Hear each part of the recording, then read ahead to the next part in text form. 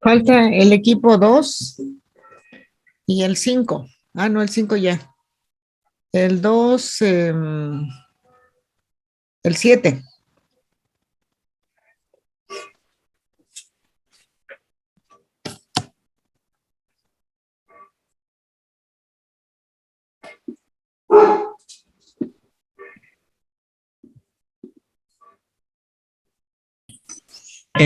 Profesora, somos el equipo 2, solo que mi compañera tiene un problema con su audio y bueno, estamos bien si lo arreglamos rápido. Pues no sé, tú preséntalo. Ah, sí, lo tiene, permítame. A ver.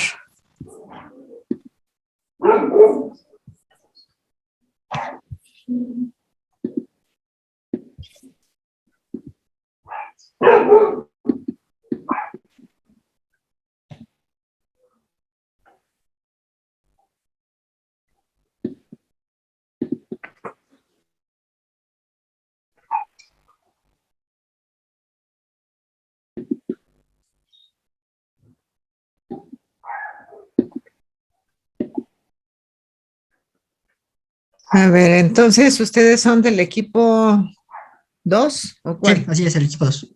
Sí, ok. A ver, si quieren, compártanos su presentación. No me escucho, ¿verdad? No. Sí, ya te escucho. Sí, sí, te escucho.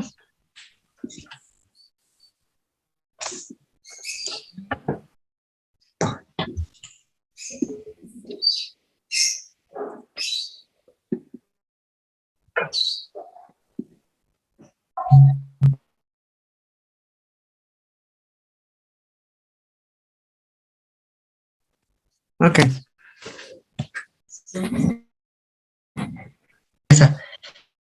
Ok, bueno, nosotros empezamos a tomar los puntos más importantes sobre la evaluación de salud. Dentro de estos puntos, pues fueron algunos puntos que ya hemos tratado sobre nuestra presentación y discutimos solamente uno o dos nuevos. Entre ellos estaba este de aquí, sobre hacia quiénes está dirigido. Pues primero que nada, los puntos a tratar pues fueron lo que es la prevención. Simplemente saber cuáles son los programas que se tienen para saber cómo es que va evolucionando a nivel, pues ahora sí que dentro de la medicina, para poder saber prevenir alguna que otra enfermedad desde antes y no dejarlo pues, en el momento más crítico. Lo que ya se había comentado, que también viene siendo sobre el acceso a sanidad gratuita, pues simplemente qué tan, ¿cómo decirlo? Ah, tanto acceso tiene la población a lo que vendría siendo a la medicina, o sea, a un trato en la medicina. La eficacia, qué tan bueno es. La esperanza de vida, que de aquí, pues simplemente lo pusimos porque mientras mejor sea la salud, pues eso indica que se va a tener una mejor esperanza de vida. Y la inversión pública, pues que vendría siendo lo mismo que el Producto Interno Bruto. Dentro de esto también discutimos algo que usted había mencionado, que fue sobre tener un buen sistema de drenaje, ya que pues dentro todos bebemos agua. El agua pues, es algo vital para nosotros y pues, si tiene un mal sistema dentro de lo que es el agua, de esos sistemas, pues podría causar mayores enfermedades. No sé si mis compañeros quieran agregar. Con respecto al nuevo punto que ha mencionado, que es hacia quiénes está dirigidos, llegamos a la conclusión de que sí es importante saber hacia quiénes será dirigido el sistema de salud dentro de la sociedad, ya que hay sociedades que se manejan de maneras distintas y como comentábamos ayer, al tener diferentes estilos de sistemas de salud, muchas veces puede que un sistema planteado para cierta población no sea el adecuado o incluso sea inconveniente a ciertas poblaciones. Es por eso que consideramos que este punto también era muy importante. Y pues ya dentro del último fueron las sugerencias para mejorar nuestro sistema de salud, Yo, por ejemplo, les comentaba a mis compañeros ayer que una de las cosas que tendrían que promover sería el realmente ir a un médico, ya que pues dentro de la sociedad mexicana algo de lo que siempre se trata es, si te empieza a doler el estómago, ok, tómate esta pastilla. Si te empieza a doler la cabeza, ok, tómate esta pastilla. Realmente siento que hay lo que sería mucha automedicación, sin realmente acceder a un primer nivel. De esta manera, pues también no se lleva o no se tiene algún tipo de registro y pues podría empezar a empeorar lo que sería la salud. Ya realmente cuando algo más grave empieza a manifestarse, es cuando de verdad empiezan a ir al médico, que en algunos casos pues, ya está derivado de lo que es un hospital. Y pues no solamente lo vemos ahorita con los casos que han pasado, que pensamos que nada más es una simple gripa y lo dejamos al aire libre. Y cuando pasa lo peor. También empezamos a discutir lo que era el tenerlo un mejor historial, lo que es paciente médico.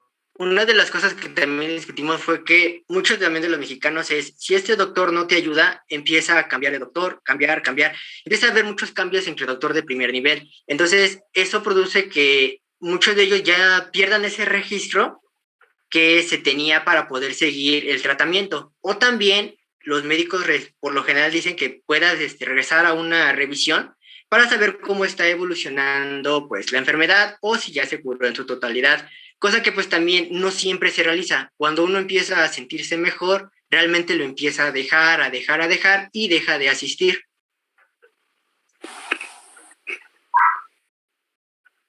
Y no, bueno, no solamente tiene que, también lo que estábamos hablando el día de ayer, es que la educación tiene mucho que ver.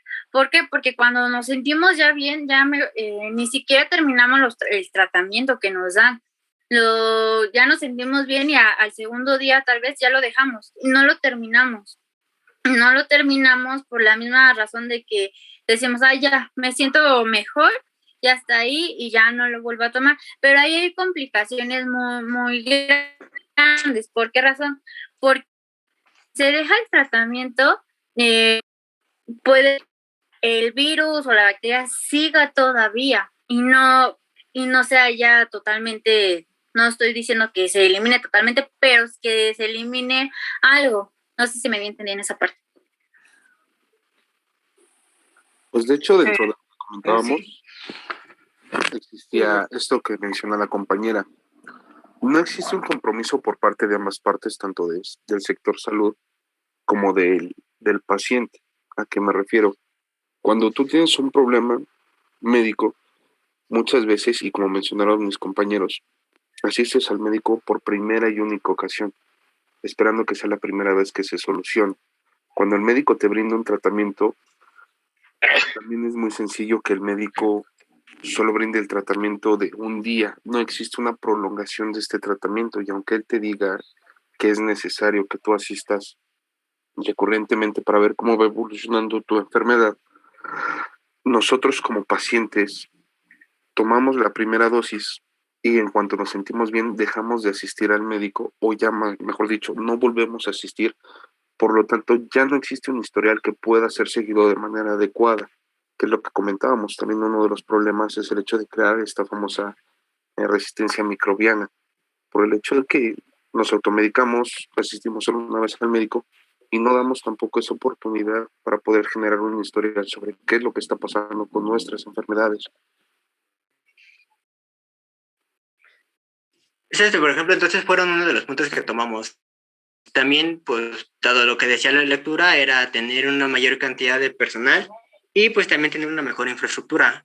También el trato que se le llega a dar a las personas, ya que, por ejemplo, algunos llegan a hablar bien de lo que es el trato que les dan en los seguros, mientras que otros, pues también se ha dado las noticias de que por los tiempos de espera, alguna persona puede fallecer dentro de la institución, pues porque no se le atendió a tiempo. Yo como había comentado, o sea, la renovación de los equipos médicos, porque como comentaba mi compañero, Eliud, que muchos de estos equipos no están renovados. Entonces, por ejemplo, tratar una renovación o tener mejor equipo, pues podría ayudar en lo que sería al tratamiento o pues, al análisis de la enfermedad. También dentro de todo, un punto importante para poder mejorar el sistema de salud es que todos pudiéramos tener acceso a la información sobre el sistema de salud, ya que es muy común que solo tienes acceso a él cuando tú te acercas a un sistema de salud para saber cómo funciona o qué es lo que necesitas para poder ingresar a este sistema. No existen campañas que puedan aclarar todas tus dudas, que puedan guiarte sobre el proceso o que puedan hablarte sobre tus gastos, cómo deberías de llevar tu salud. No existe un asesoramiento. Es más fácil tener acceso a otro tipo de información que realmente tener acceso a la información que necesitas sobre un sistema de salud. No existe una campaña masiva para poder concientizar qué es un sistema de salud, cómo funciona, tiene un seguro de gastos médicos, si conviene tal vez ser parte de los sistemas de salud que ya están en la ciudad, ese tipo de cosas. Y no, bueno, también lo que estábamos comentando es que una persona si no llega a tener seguro o algo que lo cubra en la parte de salud, siempre se van que a lo privado. Pero lo que estábamos comentando ayer es que un mexicano, o bueno, aquí en México, respecto a México, gasta por lo menos al año $500,000. O sea, para mí fue muy, muy sorprendente. ¿Por qué? Porque todo lo sacan en préstamos, en ahorros, en cualquier cosa, pero por sector privado, no por el seguro. Entonces eso es muy, muy sorprendente. ¿Por qué razón? Porque la verdad es que dije, sí, ¿cuántos mexicanos no tenemos seguros? O sea, la verdad es que eso es bastante complicado. ¿Perdón?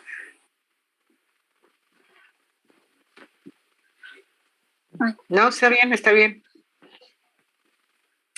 Sí, pues esos fueron, digamos que los principales puntos. Otros pues ya fueron los mismos tratados anteriormente.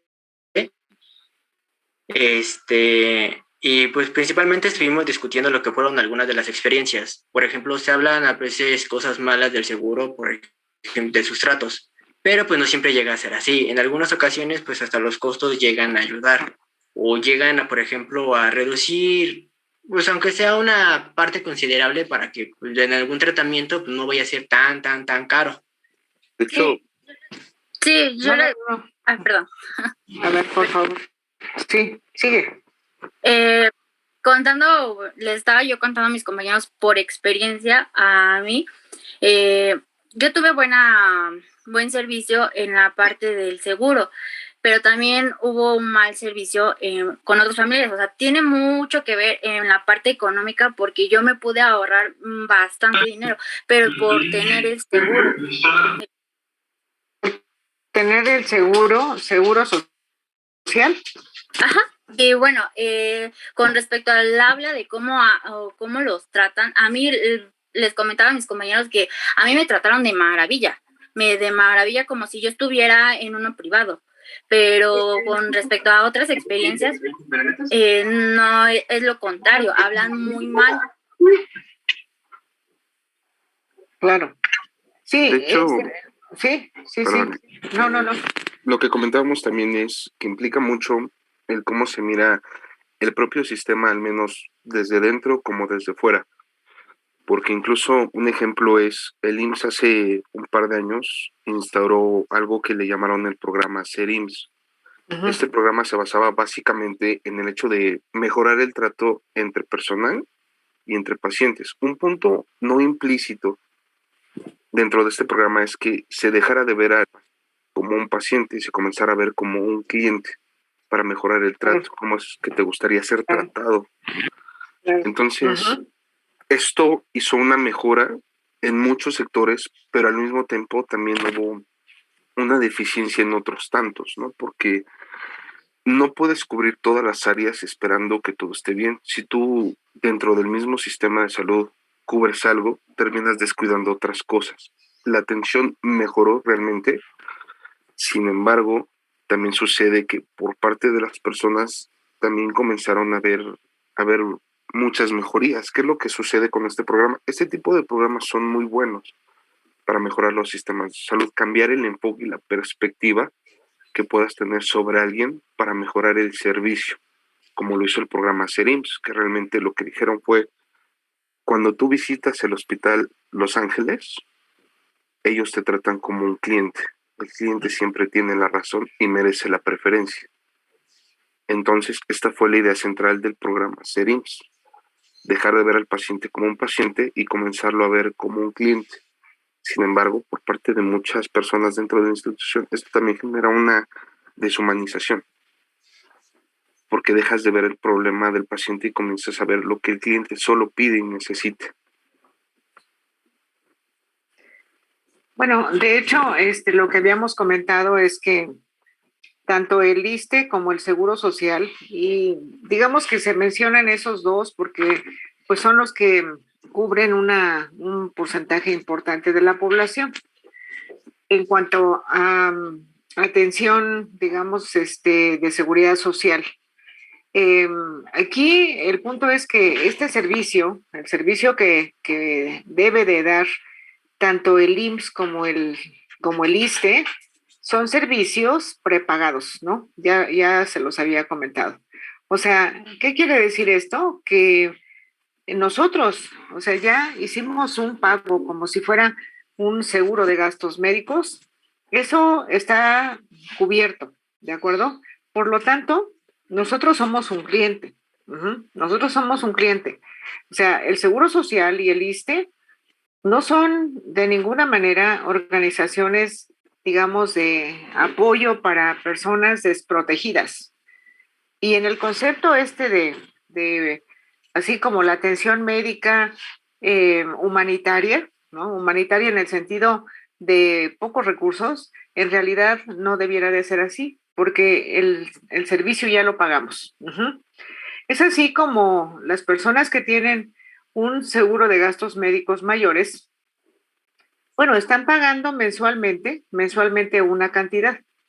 Esa cantidad, pues en el momento en que se requiere de una atención médica, pues lo da un hospital privado. Y efectivamente, el trato, o sea, el manejo en el hospital privado es un cliente. Es un cliente porque, bueno, es alguien que se necesita que tenga satisfacción en los servicios que se le van a ofertar, ¿sí?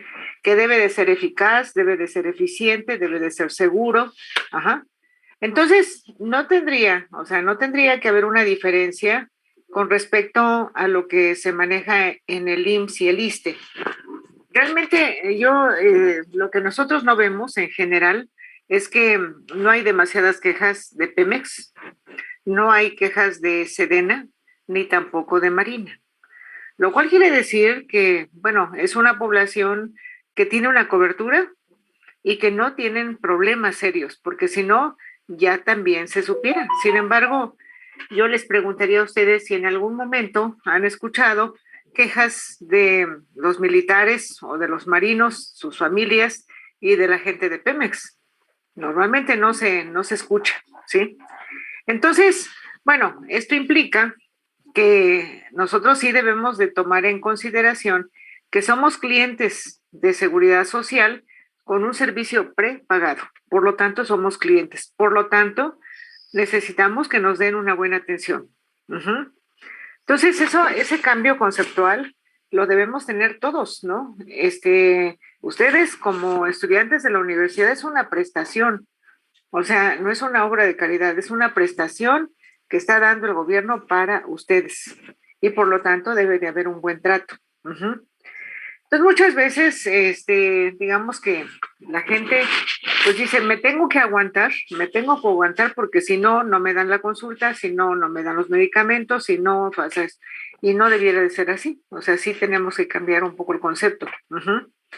Si hablamos de la Secretaría de Salud, en la Secretaría de Salud, efectivamente, el presupuesto es federal y hay cuotas de recuperación.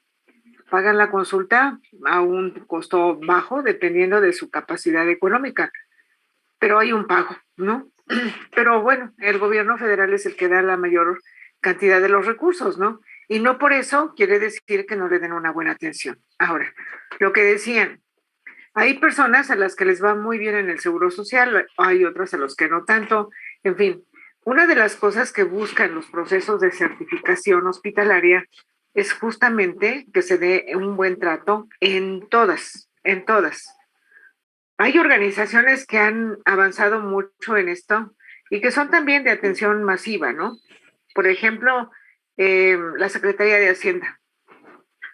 A lo mejor ustedes no han tenido contacto con la Secretaría de Hacienda, pero en realidad ellos tiene, pues no sé, unos 10 años hicieron toda una reestructuración de la Secretaría de Hacienda. Entre otras, el analizar los procesos de atención es en lo que se basa pues la evaluación y el control de la atención. Entonces, si alguien ha tenido que ir a la Secretaría de Hacienda, verdaderamente hicieron un cambio. Uno es el trato, otro es la organización para la atención, hay eficiencia, y eso es bueno. O sea, al final eso es adecuado. Entonces, de la misma manera, lo que nosotros debiéramos de esperar es que no importa si va uno a la clínica 10 o a la 15 o al hospital regional, debiéramos de tener un buen trato, porque somos clientes, ¿de acuerdo? Ok, muy bien. Muchas gracias. Vamos a ver el último grupo, por favor.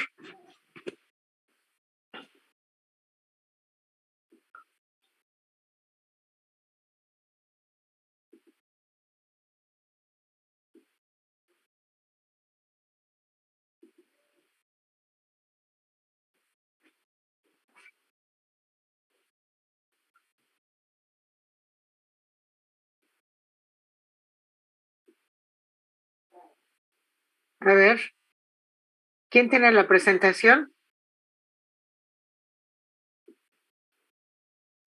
¿Jóvenes?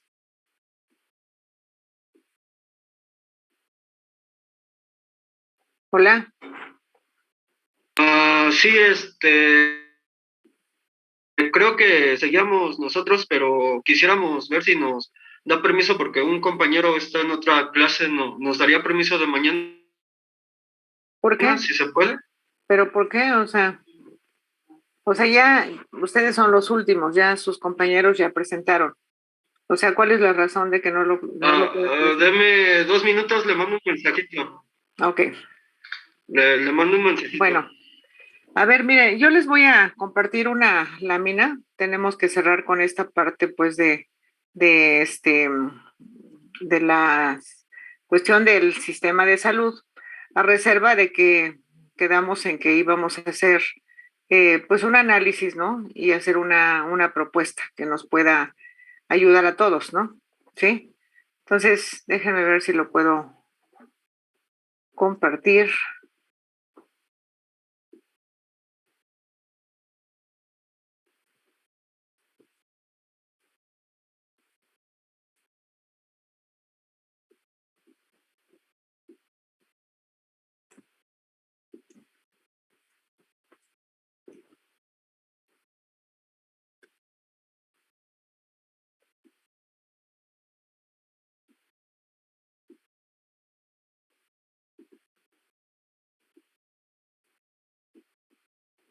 A ver, ¿lo ven? Sí. Ok. Sí, profe.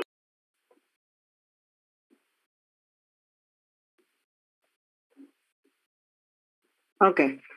Bueno,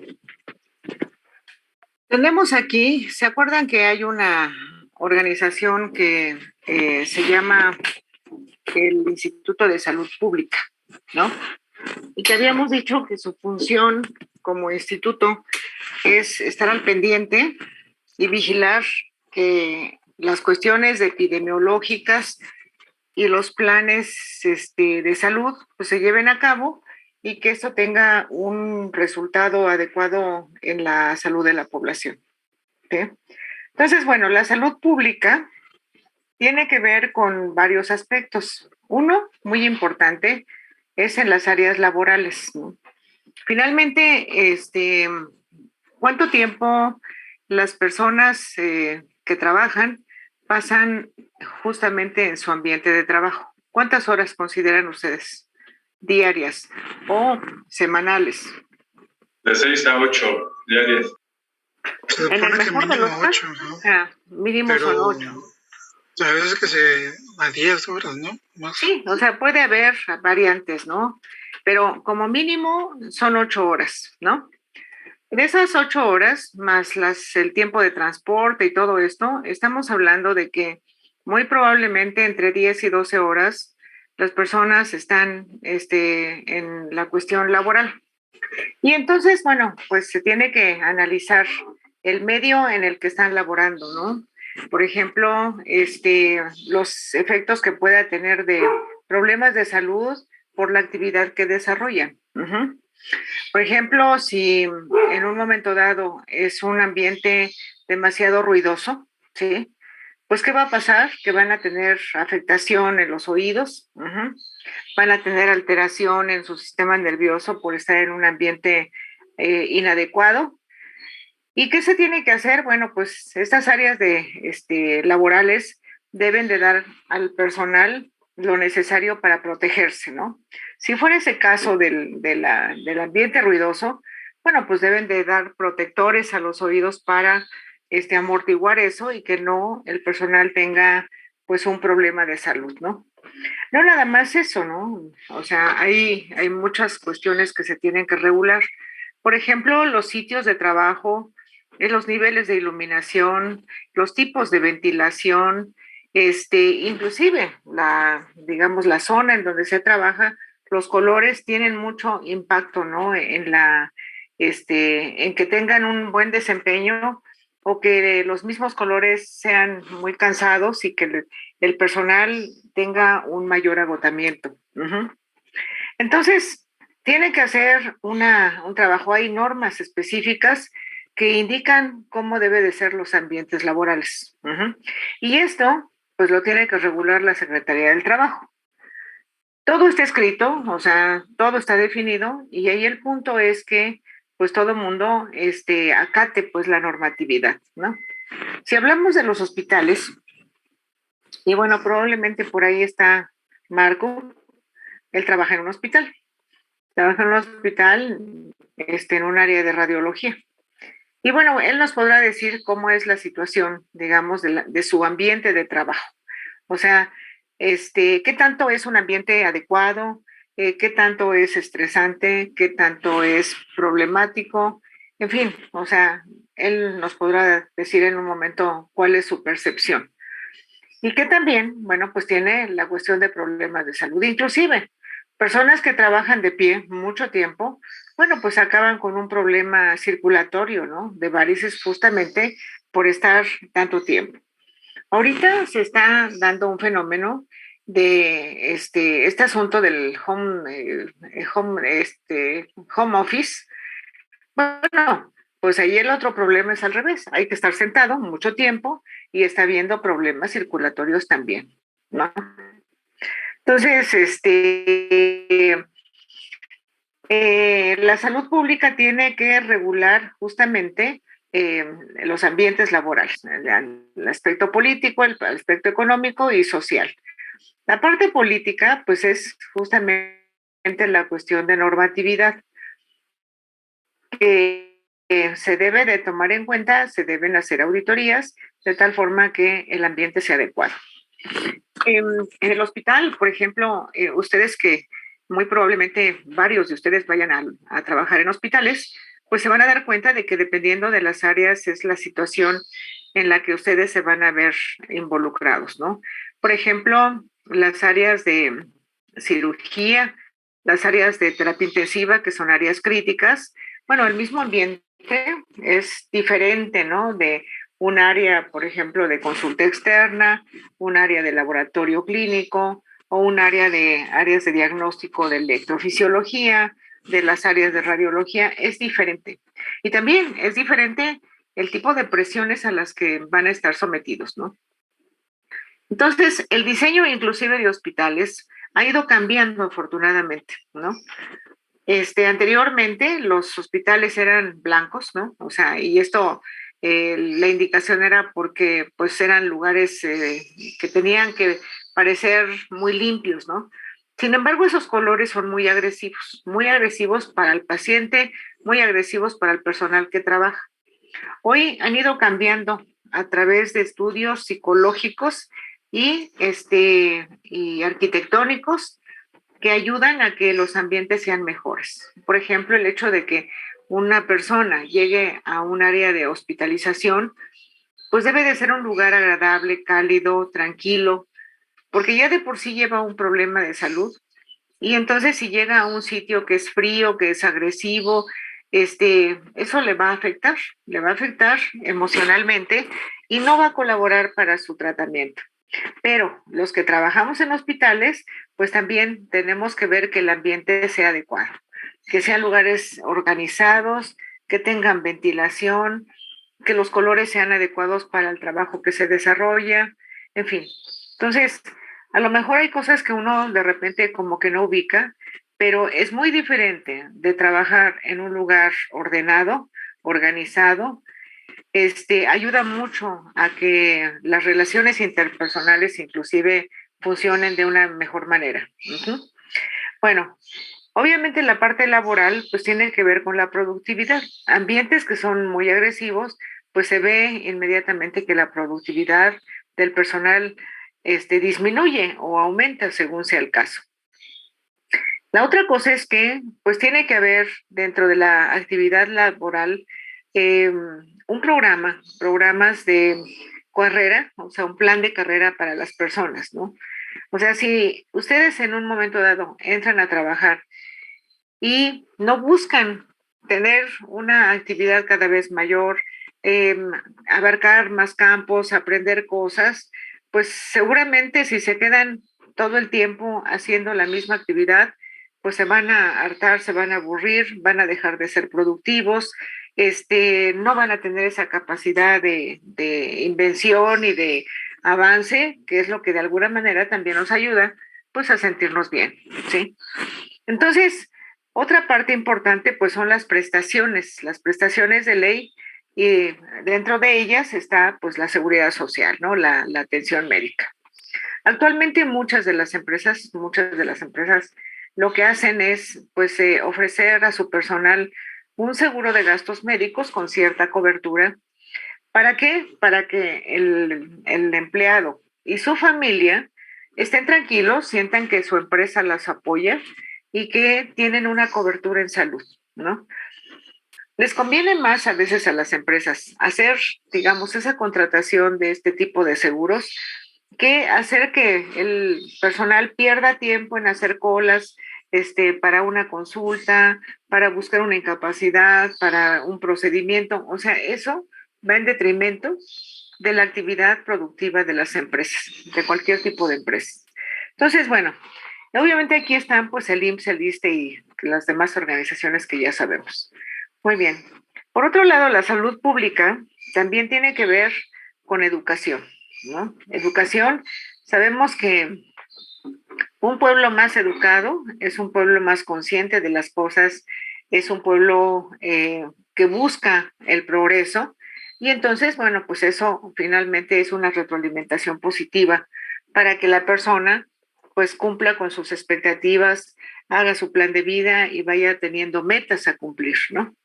Entonces, la educación no nada más es la parte educativa de escolar, sino la educación para la salud, los cambios de conducta, en la promoción de la salud, o sea, esto es todos los programas que debe de haber para hacer que haya una detección temprana de enfermedades. Y esto tiene que ver con las políticas públicas, o sea, no es nada más los cursos y de las vacunación, sino que también tiene que haber políticas públicas que son las que mejoran el entorno de la población, como la seguridad, como los servicios de limpieza, como los servicios de drenaje, alcantarillado, o sea, todo ese tipo son servicios que debe de dar el gobierno. Uh-huh. Por otro lado, bueno, lo que hemos hablado mucho es justamente sobre la cuestión de cómo hacer que cada persona pues logre integrarse a su medio ambiente. Ese medio ambiente tiene que ver con las relaciones interpersonales en su escuela, en la universidad, en su lugar de trabajo, entre organizaciones de trabajo, porque de alguna manera, pues eso hace que la persona tenga cada vez mayores satisfacciones. Uh-huh. Y esto tiene que ver mucho, pues, con la comunicación. Entonces, lo que buscamos, o sea, lo que nosotros debiéramos de buscar es ser personas competentes. Y la competencia no nada más es la parte de conocimientos, sino es la parte de habilidades, de destrezas, de capacidad de interacción para lograr los objetivos, ¿no? Y también, o sea, nosotros que estamos preparándonos para interactuar con seres humanos a través de la tecnología, bueno, pues entonces es una responsabilidad todavía mayor porque de nosotros también depende la buena calidad de los servicios de atención médica. Imagínense ustedes que nosotros no pongamos atención en tener los equipos médicos perfectamente bien calibrados en una operación correcta y segura, pues eso, en el caso de que no suceda, va a impactar directamente en el paciente por un mal diagnóstico o por un problema durante su tratamiento. Y entonces, bueno, pues eso ya pues genera un problema de responsabilidad, de ética y etcétera, ¿no? Entonces, algo que debemos de prepararnos es justamente el trabajo multidisciplinario. Hoy no hay profesionistas que sean autónomos y que solos una persona pueda hacer proyectos, ¿no? Y todo finalmente son procesos, son proyectos y debemos de aprender justamente a hacer ese trabajo multidisciplinario. Se dice sencillo, pero no es nada sencillo. Y ustedes seguramente lo han estado viendo, lo han visto, cuando se deja un trabajo en equipo. O sea, hay que aprender pues a escuchar, hay que aprender a opinar, hay que aprender a negociar, ¿no? Y hay que lograr tener acuerdos.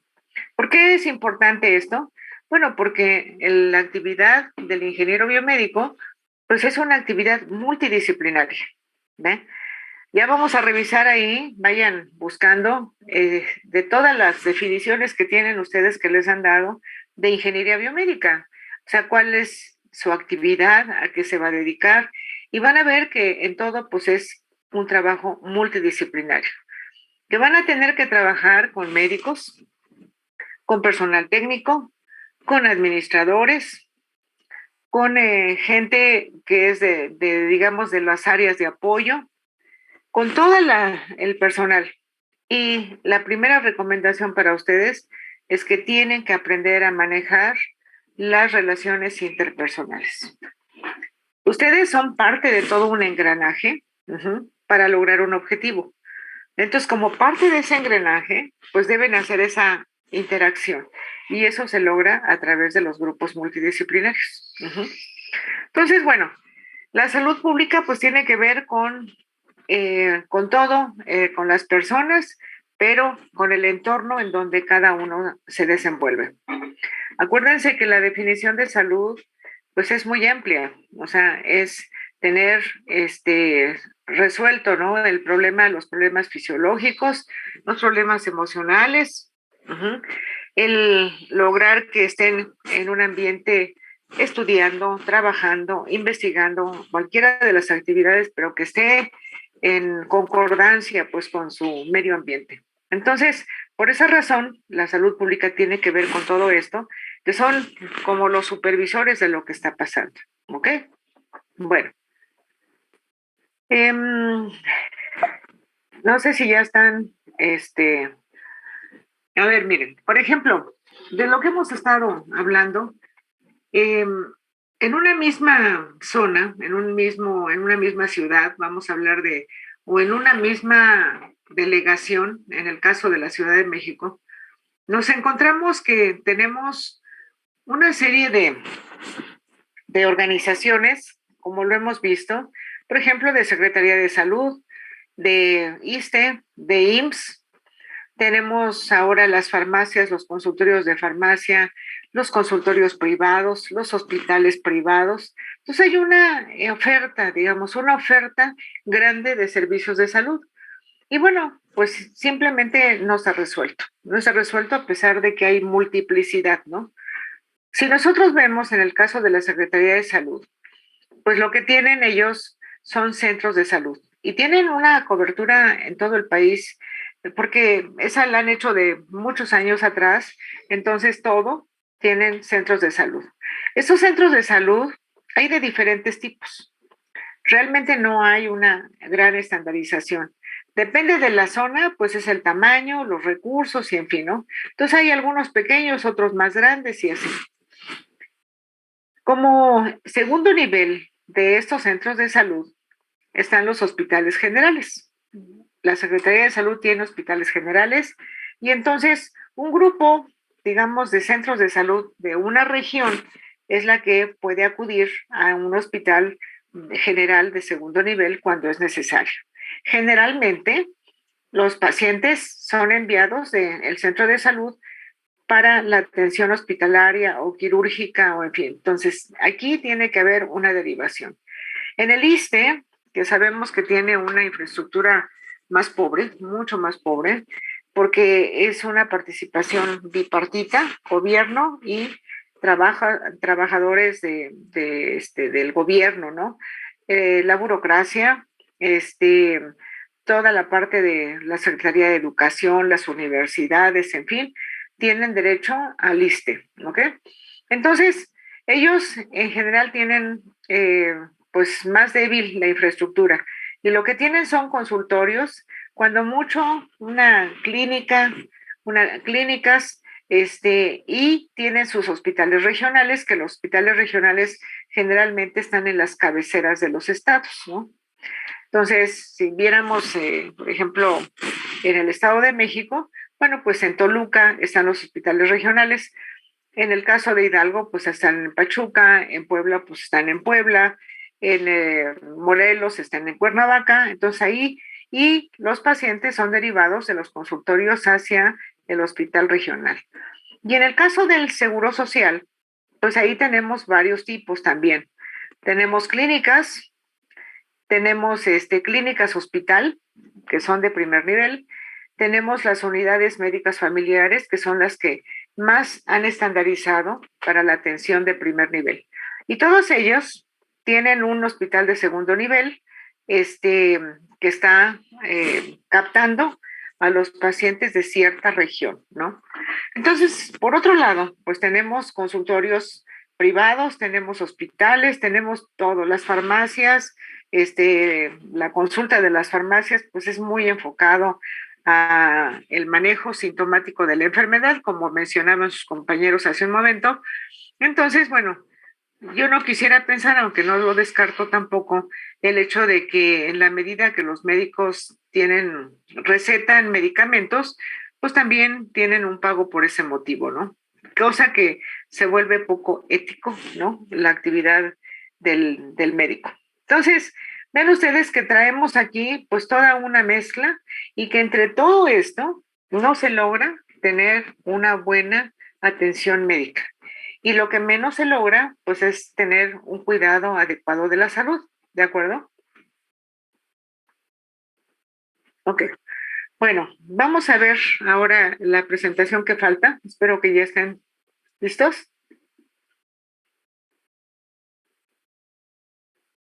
Jóvenes. Sí, lo siento. Ya voy, profesora. Ok, a ver.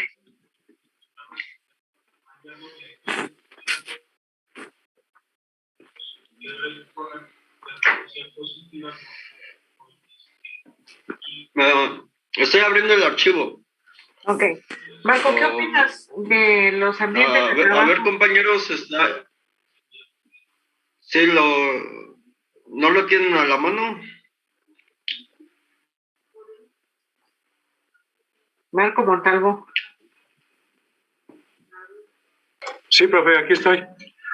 ¿Qué opinas de los ambientes de trabajo?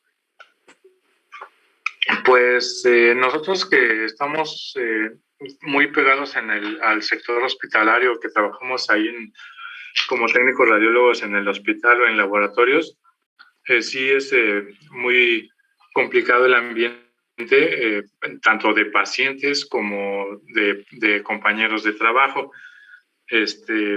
Los beneficios del sector salud es que podemos trabajar en diferentes turnos, tanto matutino, vespertino, nocturno, incluso en fines de semana. Entonces ahí se nos abre un gran campo pero pues también lleva su riesgo. Por ejemplo, si trabajas en la noche, pues es bien complicado porque llevas a tu cuerpo a otro grado de desgaste. Pues estamos con radiaciones, con pacientes que antes del COVID pues no sabías, igual enfermedades, tuberculosis, no tenías la protección. Entonces pues en todo ese ambiente es pesado, pero pues aprendes digamos, a cuidar tu salud. Tienes que buscar la forma de que no dañes tanto tu cuerpo o tu salud mental o física, porque pues vas a estar trabajando mucho tiempo. Entonces, como bien decía, las horas semanales pues son muchas, y más que a veces se enferma un compañero, tienes que cubrir en la noche, sábados y domingos.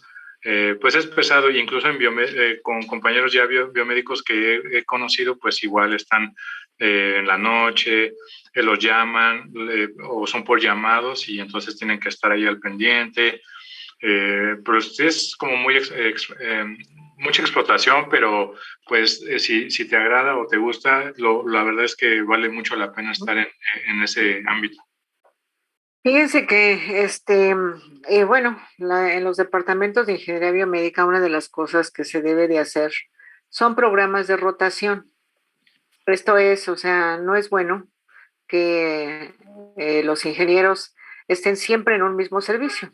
Tiene la ventaja de que el estar en un mismo servicio, pues se hacen expertos, ¿no? En la tecnología que manejan. Pero también tiene alguna parte en contra, en el sentido de que cuando uno está todo el tiempo en un área, pues a lo mejor ya te acostumbras al panorama y ya no ves los detalles, ¿no? O los problemas.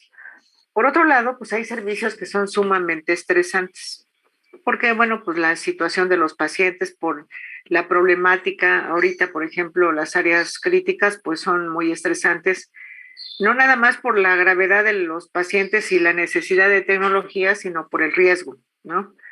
Y así, cada una de las áreas. Entonces, lo que siempre se recomienda es que haya rotaciones, ¿no? Y las rotaciones deben de ser cada 6 meses.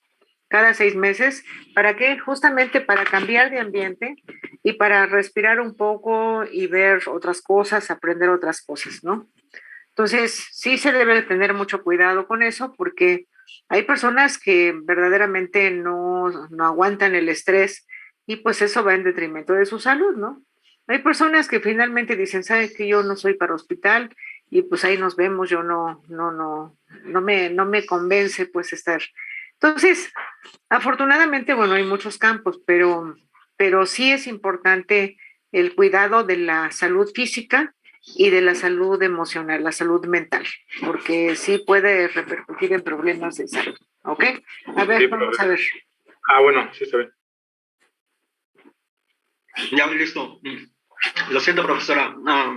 ¿Cuáles son los puntos más importantes de evaluación de un sistema de salud? Ajá. Pues, lo vamos a exponer así en orden de nombre. Ahorita va a dar su punto de vista, David. Ok. Sí, buenas tardes, profesora. Buenas tardes, compañeros. Bueno, pues mi respuesta fue que uno de los puntos más importantes es la capacidad de respuesta de los servicios de salud en cuanto al tiempo de la asistencia, la cantidad de usuarios y la calidad del servicio que brindan. Porque de eso depende principalmente que un sistema de salud pues esté bien evaluado o no, o su deficiencia también.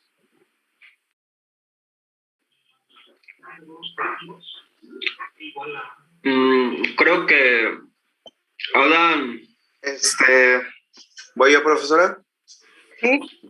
Yo creo que para que un sistema de salud funcione de manera eficiente, pues mínimamente el equipo debe estar bien capacitado, y a su vez pues no serviría de nada que estén capacitados si no van a tener el equipamiento y los insumos pues necesarios, ¿no? Mínimamente para resolver aunque sea los problemas más principales.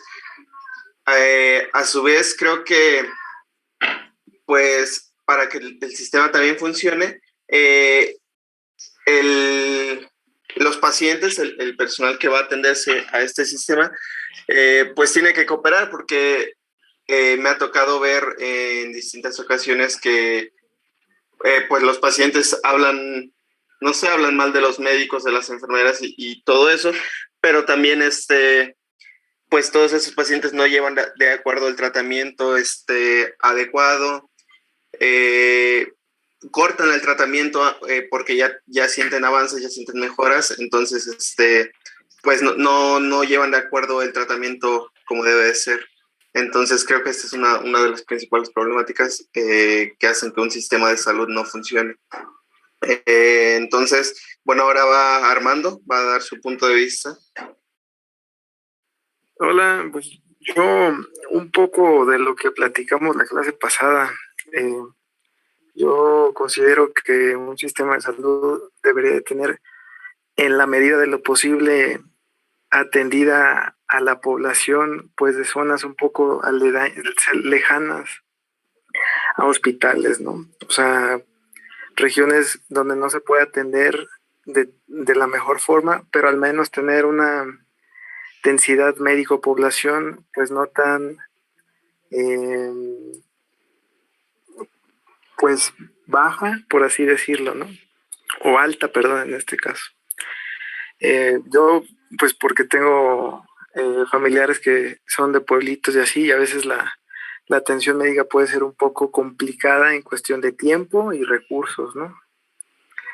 Y un segundo consideración para evaluar un sistema de salud, pues creo que a base de la pandemia y esta contingencia que se ha venido dando, el manejo de los datos, de las enfermedades, las zonas, todo el manejo logístico, creo que ha sido importante en muchos países y no dejar de lado eso, ¿no? Porque a veces se almacenan los datos, se recopilan, pero no se hace nada con ellos, ¿no?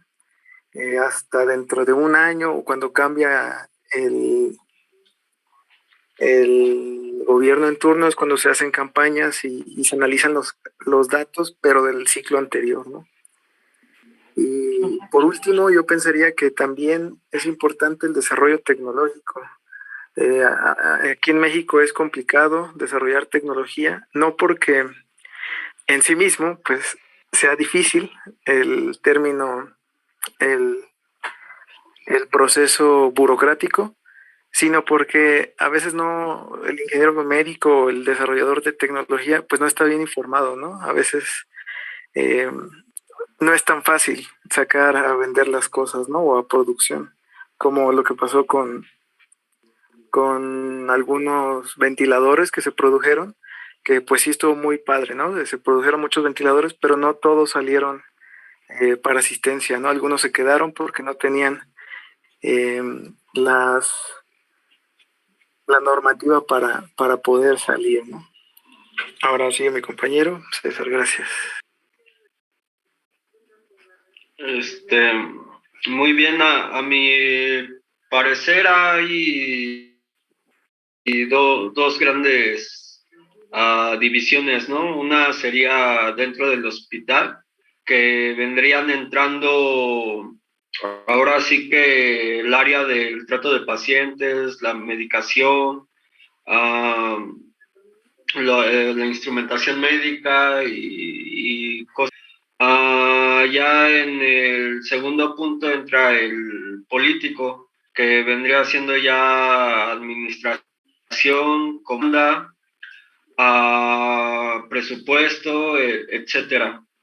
Yo consideraría de principal dividir los puntos importantes en esas dos ramas.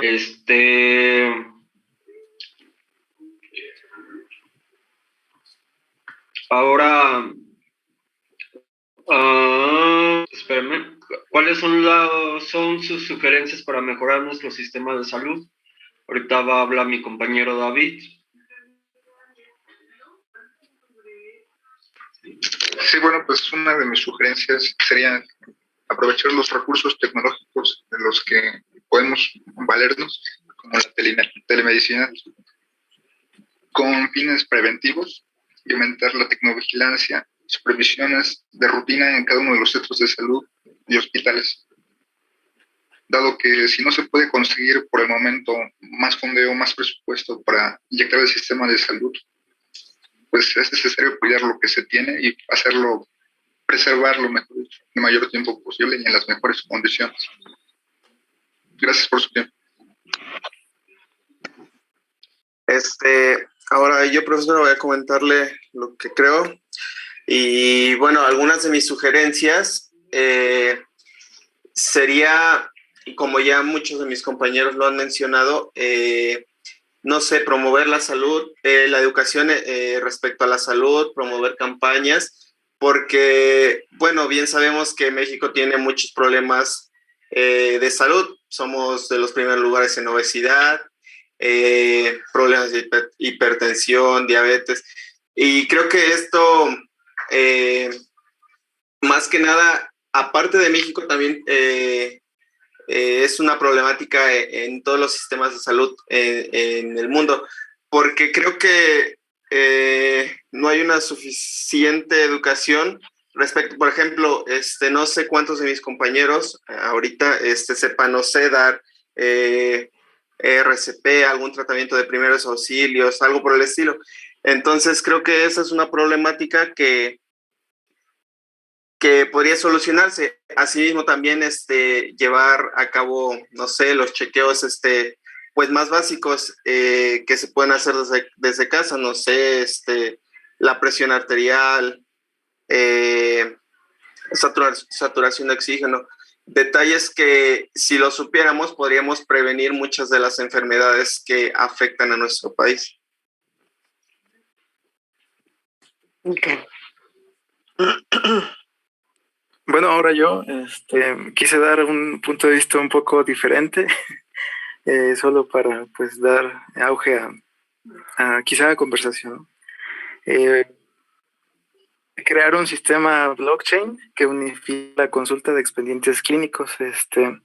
Blockchain como tal es una tecnología en la cual se pueden crear un concepto de bases de datos distribuidas.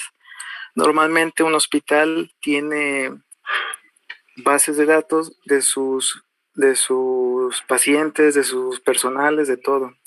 Pero una blockchain es distribuida y descentralizada, entonces podría crearse un modelo en el cual a una pequeña región local para experimentar tal vez, se pudiera crear un sistema de base de datos entre algunas clínicas o hospitales y compartir de alguna forma así la base de datos, ¿no? Donde cada paciente pudiera tener consulta de su expediente clínico. Y bueno, ya entrando en el tema, quizá se puede esto escalar a que también se pueden hacer algunos trámites, y la ventaja de esto es que blockchain como tal produce cierta transparencia, permite que los datos estén ahí, sin embargo las modificaciones se quedan ahí, es decir, todo el historial se queda almacenado ahí. En dado caso de que sucediese, no sé, algo de corrupción o así, habría pruebas de todos los trámites realizados, ¿no? Y también yo proponiendo, como mi compañero David, establecer una promoción de la salud a primer nivel y en especial en zonas rurales, ¿no? Que yo considero es lo que está atañando más, como también usted, profesora, dijo en algún momento. Si se incorporaba un médico de medicina familiar, creo que también ayudaría mucho a minimizar los costos. Ajá. Optimizar los recursos. Ajá, en eficientar el gasto de recursos, ¿no? Y, ¿por qué no? También, como aparentemente está haciendo Carlos Slim, también que el sector privado y la telemedicina pues entren en juego, ¿no? Creo que en un tema de salud creo que todos son bienvenidos a colaborar, tanto sector privado y gobierno, y creo que es una gran forma de avanzar, ¿no? Eso Claro, sería mi... así debe ser. Ok. No, bien, ahorita comentamos esta parte porque ese es pues algo indispensable. Ahorita lo comentamos. A ver, César. A mi parecer, lo que más beneficiaría a México es que haya más comunicaciones con los que contamos como ciudadanos. No sé, tendría que ser como comunicación a través de redes sociales, de vías telefónicas, de Gmail y así, porque, por ejemplo, con la vacuna, pues sí no supe cuándo me tocaba y así, y se me pasó. Y, por ejemplo, pues ahorita no he estado viendo noticias ni nada, y pues sí beneficiaría el uso de Gmail, el uso telefónico, etcétera. Otro punto vendría siendo administrativo, que muchas veces pues no hay orden en cuestión de las personas que entran ¿cómo se dice? Sí, que entran al hospital o así, no hay alguna, a mi parecer no hay buena administración. Y otra cosa es que los servidores sociales o servidores públicos deberían de concientizarse y hacer un mejor trabajo. Y ya, pues con eso concluiría y muchas gracias por esperarnos, profesora. Bueno, pues miren, yo creo que gracias a ustedes por ese trabajo de alguna manera de consenso, algo que yo creo que sirve es justamente que ustedes se consensar sus ideas, que pueden organizar sus pensamientos y hacer propuestas adecuadas, ¿no? Todo, o sea, cada uno de ustedes pues ha marcado cosas. En muchas pareciera repetitivo porque finalmente pues es una problemática que traemos, ¿no? ¿Dónde tenemos que empezar? Ciertamente en las clínicas, en todas las organizaciones de salud, si ustedes ven, hay una serie de lineamientos que se llaman derechos del paciente, pero también hay derechos de los médicos y derechos del personal. A veces, como mencionan, el personal da un buen trato o da un mal trato, ¿no? Y entonces las personas, los derechohabientes, pueden acudir para poner una queja. ¿Por qué? Bueno, porque el paciente tiene derechos, ¿no? De la misma manera que si el paciente llega en una condición incorrecta a pedir servicios, a exigir o maltratar al personal, también el personal tiene derechos y evidentemente hay penalizaciones para esto, ¿no? Al igual que los médicos y las enfermeras. Estas cartillas de derechos de cada una de las personas actualmente están en todos los hospitales y son parte de los procesos para las certificaciones hospitalarias, porque no quiere decir que el hecho de que llegue una persona a exigir de mala manera que ofenda a las personas o inclusive agreda, en los hospitales hay códigos de emergencia y uno de los códigos de emergencia justamente es violencia, ¿no? Porque puede ser, y digo, claro que se da, ustedes lo han escuchado, sí les recomiendo que vayan, no se la pasen viendo noticias, pero que sí no se alejen del mundo, porque ahorita es cuando ustedes ya tienen que estar involucrados en lo que pasa, pues en todos lados, ¿no? Es bueno saber qué está pasando. Las redes sociales son también un muy buen medio de comunicación, aunque también en las redes sociales, como en todo, hay información adecuada, información inadecuada. Entonces, hay demasiada información y a veces no es fácil filtrar, ¿no? Filtrar lo bueno. Ok, entonces, esta parte, digamos, de los derechos de cada uno, por ejemplo, si un paciente llega con una situación crítica, porque está descontrolado, vamos a pensar un diabético hipertenso descontrolado, porque no toma la medicina, porque no tiene sus estudios realizados, porque no acude a sus consultas médicas, bueno, es una irresponsabilidad de la persona.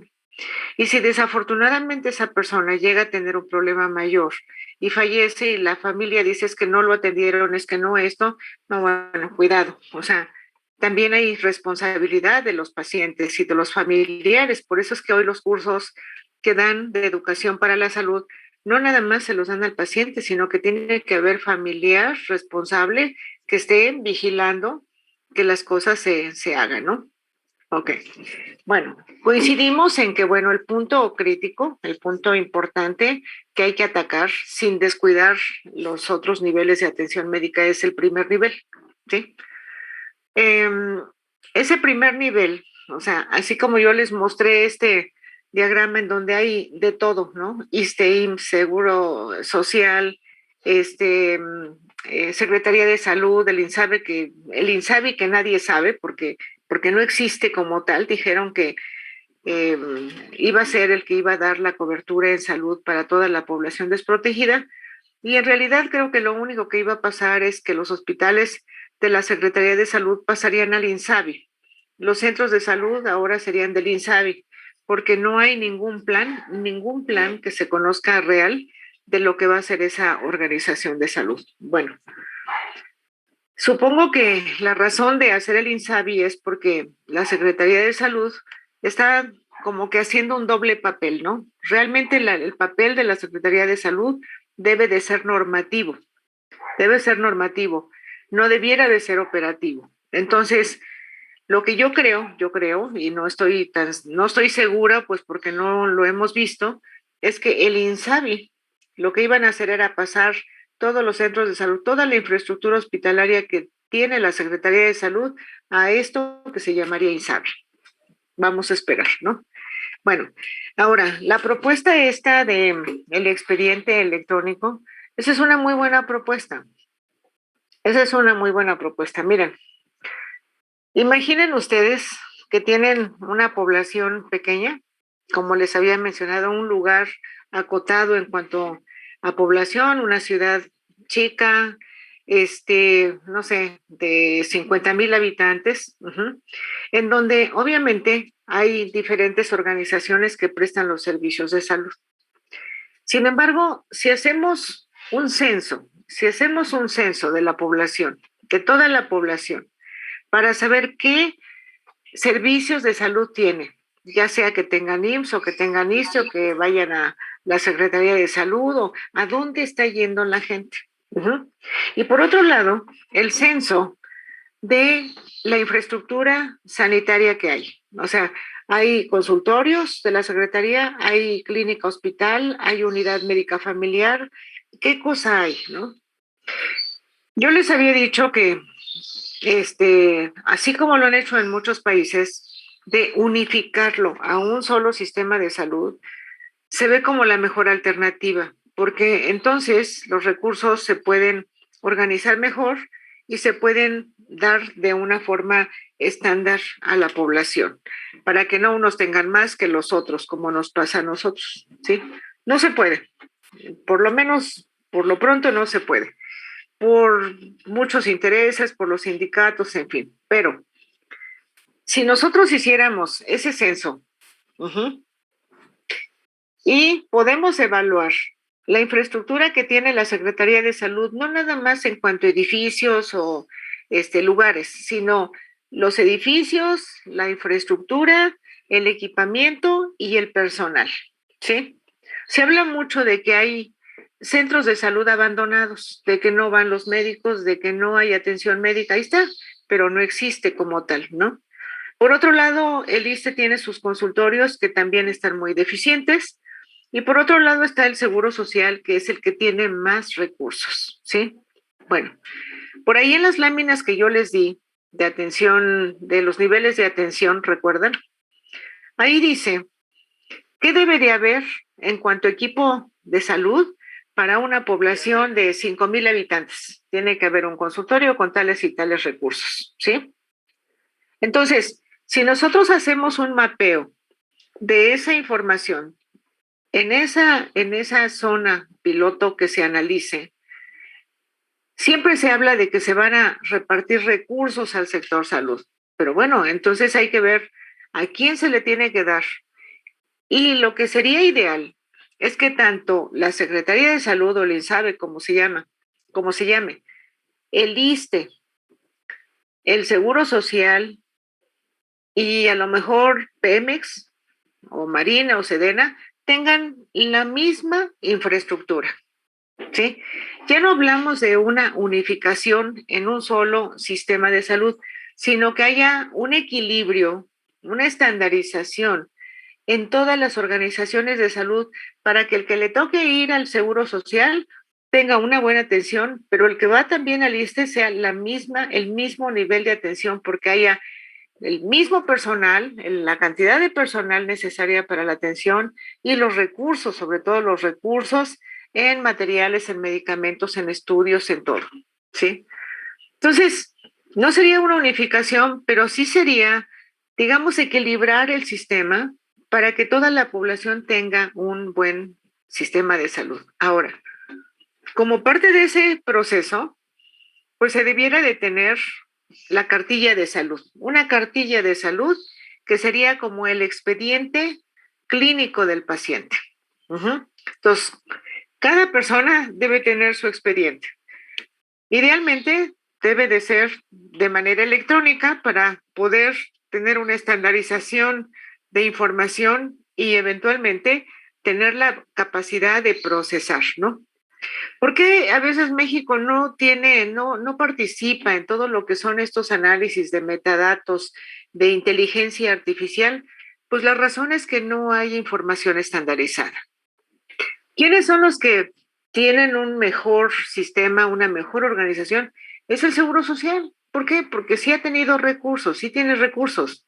Hay un expediente electrónico, no completo, pero tienen un expediente electrónico, tienen citas ya vía digital a través de una aplicación que cada persona puede tener en su teléfono, solicitar la cita, están ahí los estudios, en fin. Bueno, creo que esta propuesta, ¿no? De decir, hay que hacer este expediente, tiene que ir aunado a que en el momento de hacer el expediente, obviamente el interrogatorio del médico y todos los antecedentes del paciente y ese chequeo básico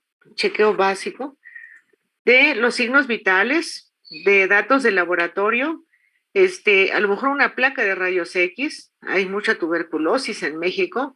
Ahorita como que se ha olvidado, pero existe. Muchos problemas ahorita con la situación del COVID, muchas secuelas. Entonces, hacer una batería de estudios básica para tener el médico un panorama general de la situación del paciente. Y a partir de ahí, empezar con toda la estrategia para la educación de la salud y para el tratamiento de esos pacientes para evitar que lleguen a un problema de salud mayor, ¿sí? Entonces, piénsale, o sea, váyanle pensando, váyanle echando pensamiento a pensar en una propuesta, ¿sí? En una propuesta. Esto, el que ustedes se comuniquen, hagan una lluvia de ideas, va a ayudarles mucho a entender todo lo que está pasando, ¿sí? ¿De acuerdo? ¿Ok? Sí, de acuerdo, profesora. Vamos a ver otra parte que es importante, que son los procesos de atención. Miren, todas las actividades que ustedes van a desarrollar y que se desarrollan en la industria, en cualquier tipo de industria, tiene que ver actualmente con los procesos, ¿sí? Ya no se trata de que cada quien haga las cosas a su buen saber y entender, sino que se tiene que analizar cómo es la mejor forma de lograrlos, ¿sí? Y en el hospital, pues toda la atención se lleva a cabo por procesos. Y ustedes deben de aprender cómo es el movimiento, pues cómo se maneja el paciente dentro del hospital. Porque de ahí va a depender los diseños de los hospitales, la interacción entre servicios, la comunicación entre servicios. Esto que vimos el lunes, ¿no? De el esquema general de los servicios del hospital, tanto de diagnóstico como de tratamiento, como de rehabilitación, y los servicios de apoyo y los de soporte técnico que interactúan en lo que se llama sistema de hospital, ¿sí? Entonces, ustedes como ingenieros biomédicos que van a hacer, tienen que saber qué pasa en la atención del paciente. ¿Por qué? Bueno, porque si a ustedes hoy les dicen, a ver, ingeniero, vamos a diseñar un área de urgencias, ¿sí? O un área de terapia intensiva. Yo de repente he recibido de estudiantes, compañeros de ustedes que están fuera en otros estados y de repente me llaman y me dicen, es que ¿sabe qué me están diciendo? Que van a hacer un área de quirófanos y la verdad es que yo pues no sé qué hacer. Pues revisa tus apuntes y vas a ver que sí los vas a encontrar, ¿no? ¿Por qué? Bueno, porque lo que se tiene que saber, aparentemente nosotros estamos dedicados a la tecnología, pero la tecnología tiene que estar asociado a cómo el paciente va a ser tratado en un sitio, al personal que va a estar con el paciente. Y junto con todo lo que requiere la tecnología, porque mucho de los desarrollos se hacen en función de la tecnología, porque necesariamente interactúan con el paciente, ¿no? Entonces vamos a ver algunos de los procesos, que son los procesos, digamos, generales, ¿no? Los básicos. Y vamos a ver que, por ejemplo, déjenme ver que se vea la parte de arriba. Ustedes sí ven la parte de arriba, ¿verdad? El acceso del área de urgencias generalmente tiene dos accesos. Y esto hay que tomar siempre en cuenta la normatividad. Se pide que haya dos accesos. Uno,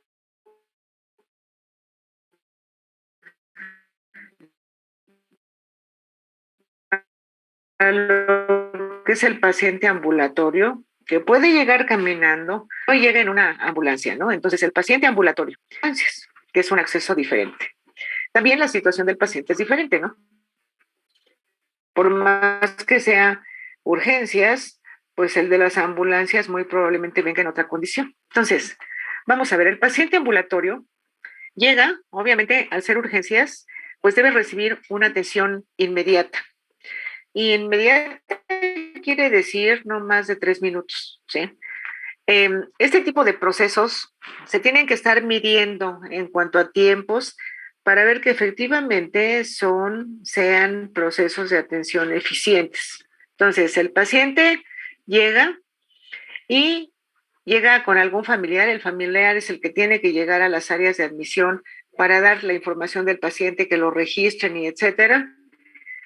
Pero el paciente debe pasar inmediatamente a lo que son las zonas de triage.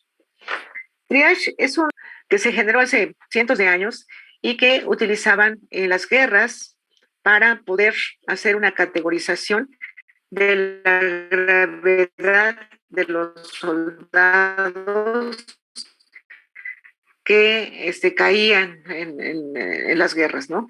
A ver cuáles estaban menos graves, más graves, más graves.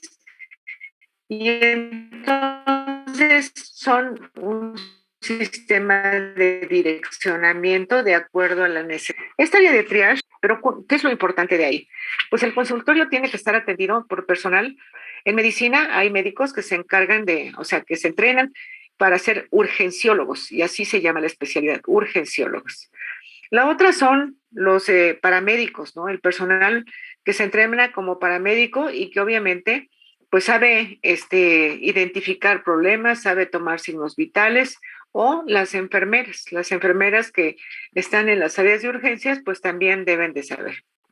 Entonces, en este consultorio, ¿qué debe de haber? Bueno, pues el personal que sea asignado para esto, pero también debe de haber la manera de tomar los signos vitales más importantes. El personal entrenado sabe que, bueno, si trae una frecuencia alta o muy baja, si la presión arterial está alta o baja, la oximetría, la glucosa, o sea, la apariencia del paciente, la evaluación de la persona a través del interrogatorio. Y entonces, dependiendo de digamos, el resultado del triage, pues hay varias cosas que van a suceder. Si el paciente está en buenas condiciones, por decir algo, trae un dolor abdominal, pero se ve, digamos que dentro de todo estable, sí con el dolor, pero no está chocado por la magnitud del dolor, entonces tiene que pasar a una zona de consultorios, de tal forma que en el consultorio va a llegar un médico, le va a hacer ya una historia clínica, va a ver qué es lo que va a requerir y eventualmente a lo mejor le da una receta o a lo mejor va a necesitar de los servicios de diagnóstico o laboratorio o algo de electrofisiología. Entonces, el paciente permanece en consultorios mientras le toman alguna muestra o lo llevan a rayos X, el médico ve los resultados, toma decisiones y bueno, puede ser que el paciente de consultorios pueda salir, ¿no?, de alta. La otra opción es que pueda llegar un paciente con una herida o pueda llegar por un traumatismo, se cayó, y entonces tiene que ir a la zona de ortopedia o de curaciones. Y aquí, nuevamente, pues el médico tiene que decidir qué necesita de apoyo. A lo mejor van a necesitar una placa para saber si efectivamente hay una fractura o no hay una fractura o qué. Y de ahí, bueno, puede ir el paciente a hospitalización, por ejemplo, ¿sí? Pero también puede ir a otra área que puede ser los quirófanos, ¿no? Si hay una fractura y tiene que ser quirúrgico, bueno, eventualmente pasa al hospital y luego pues ya irá a quirófanos, ¿de acuerdo? El paciente que llega y que no está muy bien, que está teniendo problemas, tiene que pasar a una zona que se llama de observación, en donde hay una vigilancia, no nada más visual, sino a través de equipo de monitoreo, donde se monitorizan pues, los signos vitales, ¿no? La frecuencia cardíaca, la presión arterial, la respiración, la saturación de oxígeno. Y en ese lugar, pues tienen que llegar los médicos que correspondan para poder hacer un diagnóstico. Eventualmente el paciente puede llegar en ambulancia. Y en ambulancia, pues el paciente viene en una condición quizá más crítica, a lo mejor llega porque es un paciente que atropellaron, un paciente traumatizado, o puede ser un paciente que de repente perdió la conciencia, se cayó y llega inconsciente y no saben qué está pasando, o puede ser un paciente que de repente llegue con un problema cardíaco y entonces dentro de las áreas de observación hay áreas específicas que se llaman las áreas de choque, que son áreas de atención de emergencia, ¿no? Pacientes en una emergencia que tienen que ser atendidos ahí para tratar de estabilizarlos, saber qué está pasando y entonces tomar decisiones para saber a dónde los van a derivar, ¿no? Una opción, pues a lo mejor es que el paciente necesita cirugía y entonces tienen que mandarlos directamente al área quirúrgica. Ajá. La otra opción es que a lo mejor están con algún problema de, no sé, alteraciones en la glucosa y que tienen que mantenerlos en el hospital, en hospitalización, para volver a estabilizarlos, darles tratamiento y atenderlos. La otra puede ser que el paciente llegue por un problema, como les decía, pérdida de conciencia, no saben qué está pasando, a lo mejor toman una radiografía o una tomografía, y se dan cuenta de que, bueno, pues a lo mejor hay un derrame cerebral, ¿no? Entonces, ¿qué tienen que hacer? Pues a lo mejor lo tienen que llevar a un área de hemodinamia para tratar de descomprimir o algún área de cirugía para hacer perforaciones y evitar que haya un daño cerebral, en fin, o el paciente que llega con un infarto en evolución, bueno, rápidamente lo tienen que derivar a estas áreas que vamos a ver para qué se utilizan y tratar de solucionar a lo mejor el taponamiento de una arteria que está evitando la oxigenación del músculo cardíaco y le está generando pues un problema de dolor por esa falta de oxigenación. Entonces, el punto aquí pues son las áreas que debe de tener las urgencias para los diferentes tratamientos, ¿no? Si el paciente va a quirófanos, bueno, pues entonces en quirófanos hacen el procedimiento quirúrgico, pero después tiene que pasar al área de recuperación quirúrgica y eventualmente después de la recuperación puede pasar al hospital.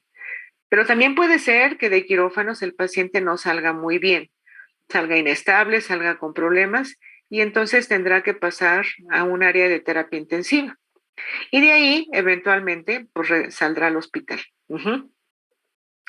Si el paciente llega al área de angiografía o hemodinamia, como se le conoce, pues también saliendo de ahí, el paciente debe de estar en una vigilancia intensiva y posteriormente a hospitalización para terminar de recuperarse y salir hacia su casa.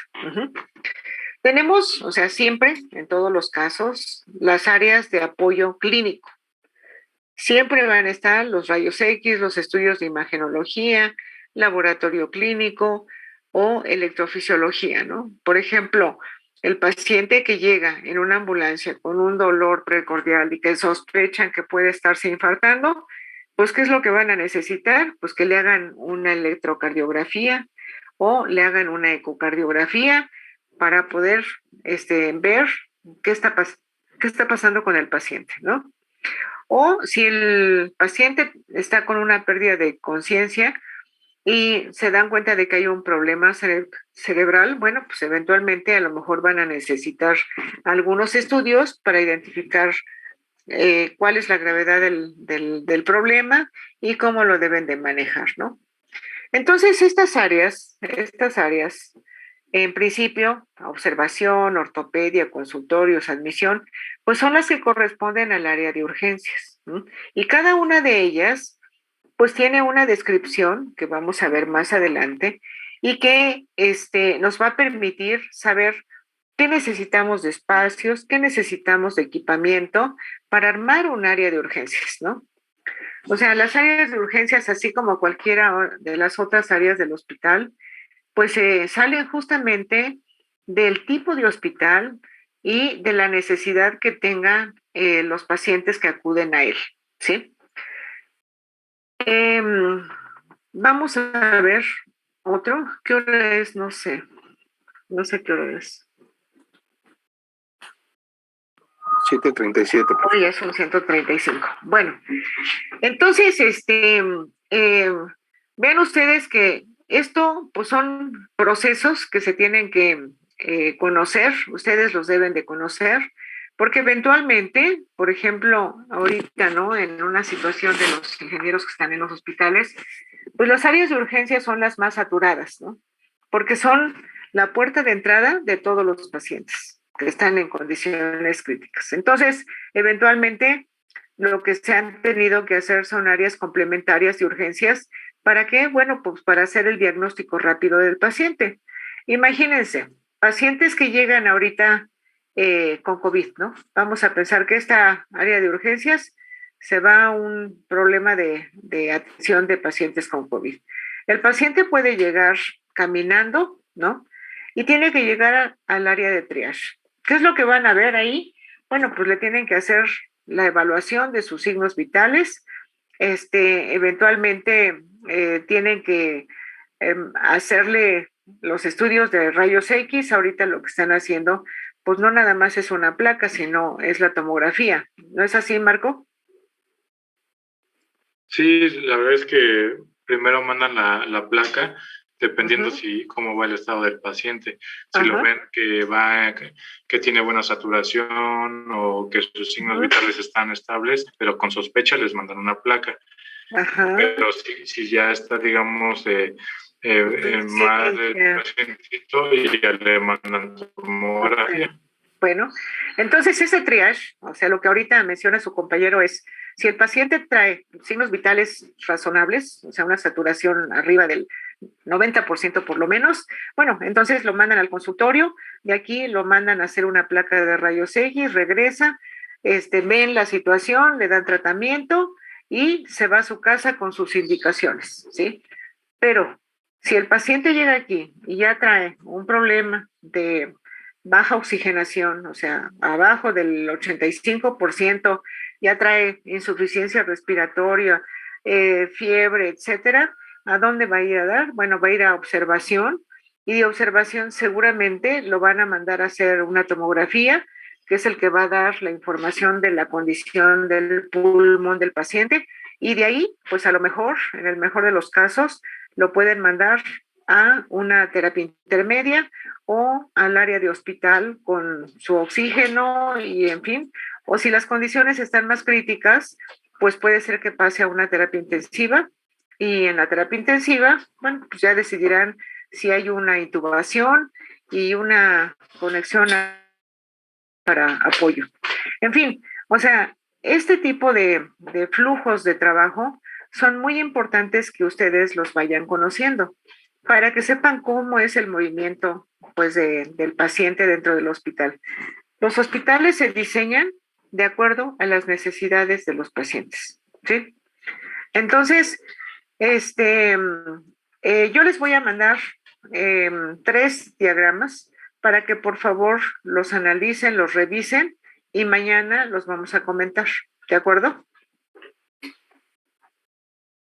Sí, ¿De acuerdo, profesora? Sí, profesora. Sí, de acuerdo, profesora. Muy bien. Bueno, entonces nos vemos mañana a las 6. Acuérdense que mañana es de 6 a 7, ¿sale? sí, gracias. Gracias. Muy bien. Gracias, profesora. Hasta mañana, profesora. Hasta mañana. Bye. Mañana. Adiós.